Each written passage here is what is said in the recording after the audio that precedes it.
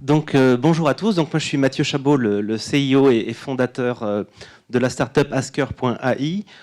Pour ceux qui ne connaissent pas encore, donc Asker.ai est une startup dans le domaine de la tech qui a mis au point le premier data assistant doté d'une intelligence artificielle qui est connecté aux données de l'entreprise et qui va permettre à chacun des utilisateurs de poser leurs questions en langage naturel, en français, en anglais, dans leur propre langage, et d'obtenir immédiatement sur les données la réponse sous la forme d'un chiffre, d'un tableau, d'un graphique.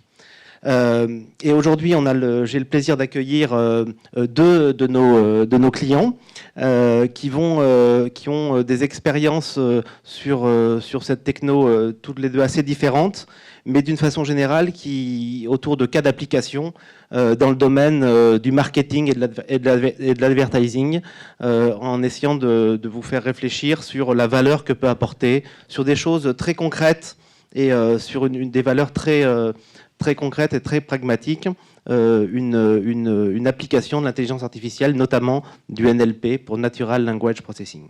Donc du coup, sont présents Jean Dumas, qui est responsable des données clients chez Renault et qui a mis en place Asker.ai durant l'été 2017.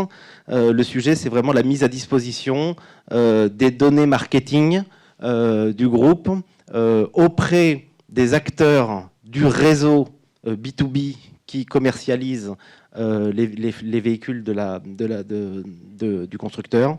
Et donc le sujet, c'est donc de mettre à disposition facilement ces données. Donc du coup, tout d'abord, Jean, le sujet de rendre accessible à l'ensemble du réseau les données marketing de la flotte, en quoi ça représentait un enjeu majeur pour Renault?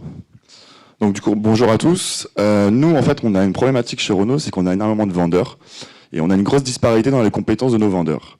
Nous, on part du principe, là-haut, dans notre tour d'ivoire, que pour améliorer la qualité de nos ventes, on devait améliorer la qualité de nos ciblages.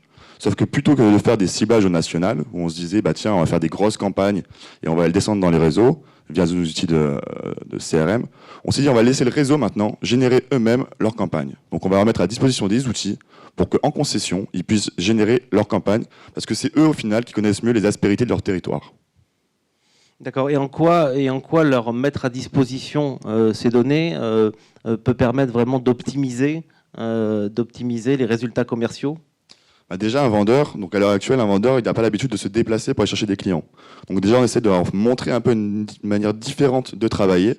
Et surtout, un vendeur qui va cibler ou qui va travailler, il a besoin d'avoir une bonne connaissance du client. Et qui de mieux que quelqu'un sur son territoire peut connaître les clients qui sont autour dans sa zone de chalandise. Donc on s'est dit plutôt, voilà, je me répète, mais plutôt qu'envoyer des grosses campagnes nationales, on s'est dit maintenant, on va les laisser eux-mêmes, en autonomie, générer des campagnes en local. Et c'est pour ça qu'on a mis à disposition finalement différents outils, dont un outil en particulier. Et bon, là, je suis peut-être sur la question d'après.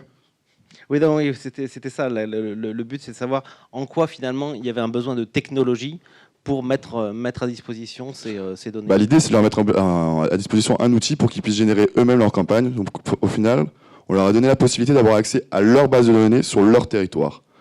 La complication, au final, c'est qu'à partir du moment où on déploie un outil, il faut qu'il y ait une adhésion derrière pour qu'il y ait une utilisation. Et c'est là qu'on s'est rendu compte, au final, qu'on avait un outil qui était très puissant, voire trop puissant, au final, pour les profils qu'on avait en local. Donc on s'est demandé, en fait, on s'est posé la question, qu'est-ce qu'on allait faire?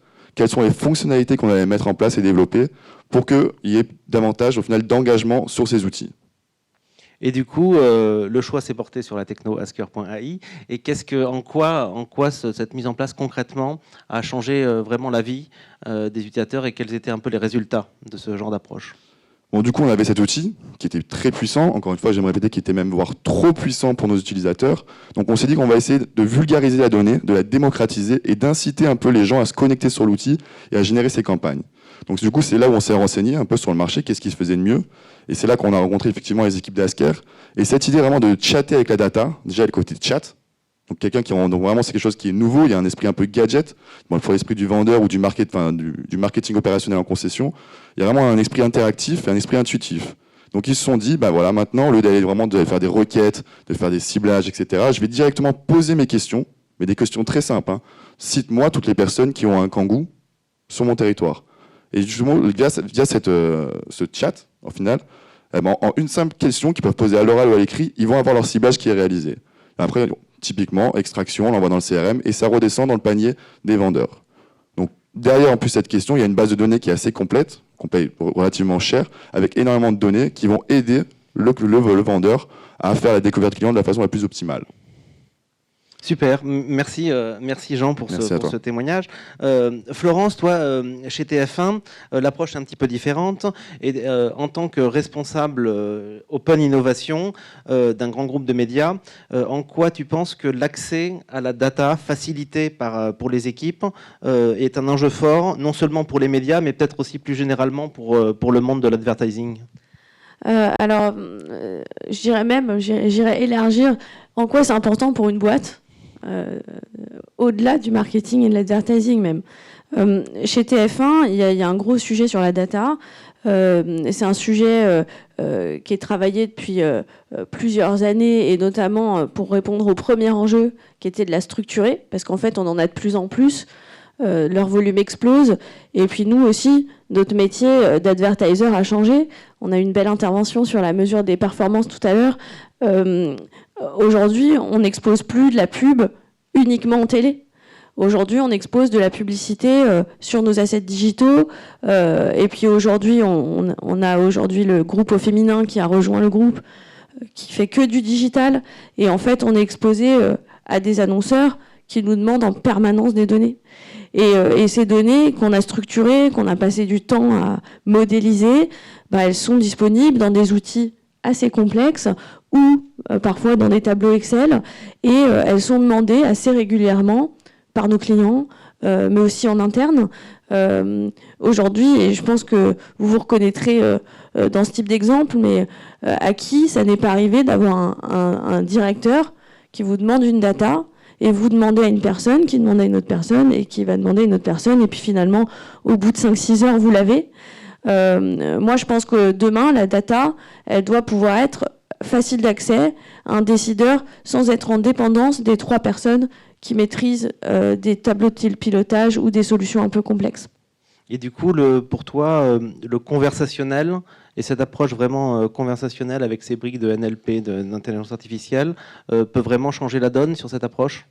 Alors ça peut changer la donne parce que ça peut faciliter leur utilisation. Une donnée, c'est une vraie, je dirais, arme business.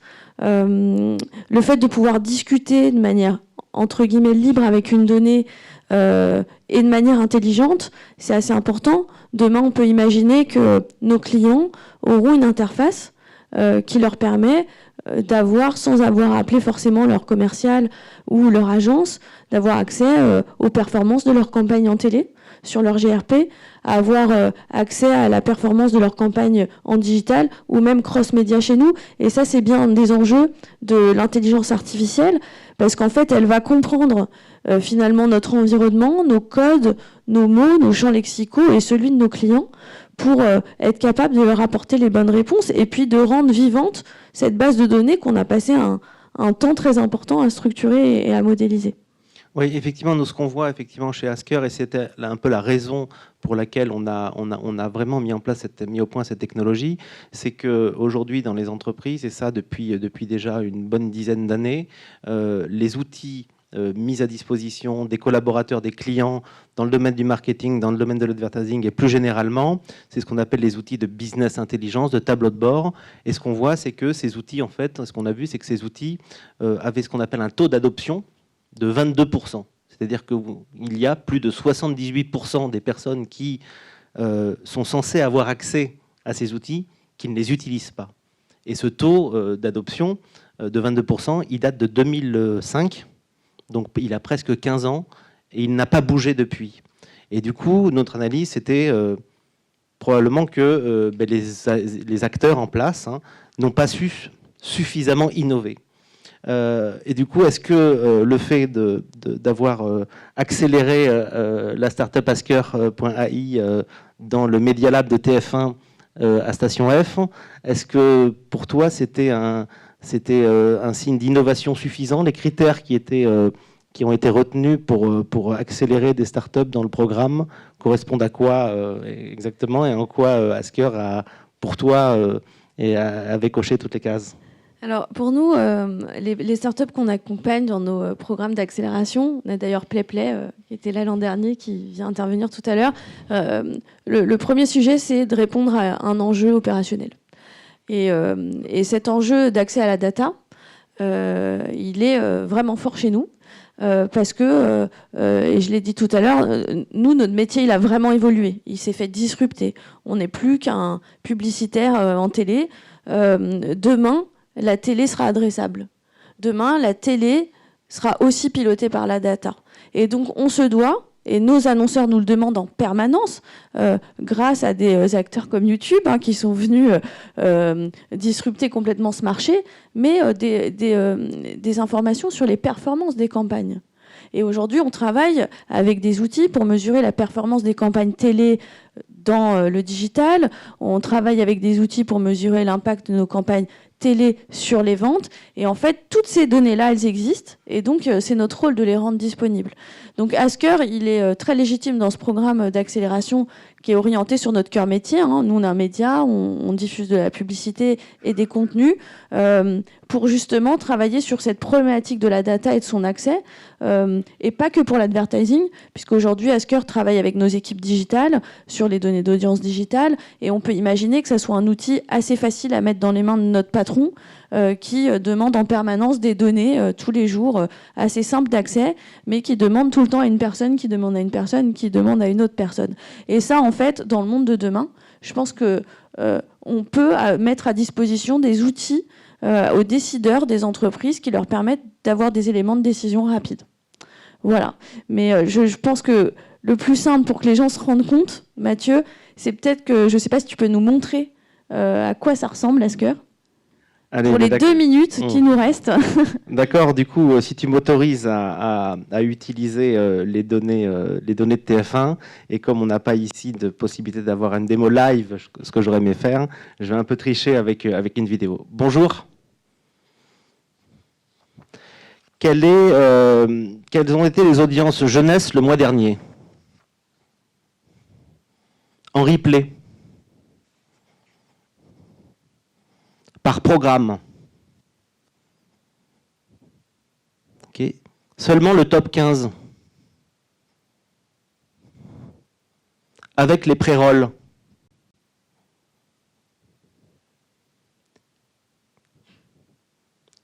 Quel a été le nombre de vues par jour pour The Voice ces 15 derniers jours? Okay. En histogramme. Par type de vidéo.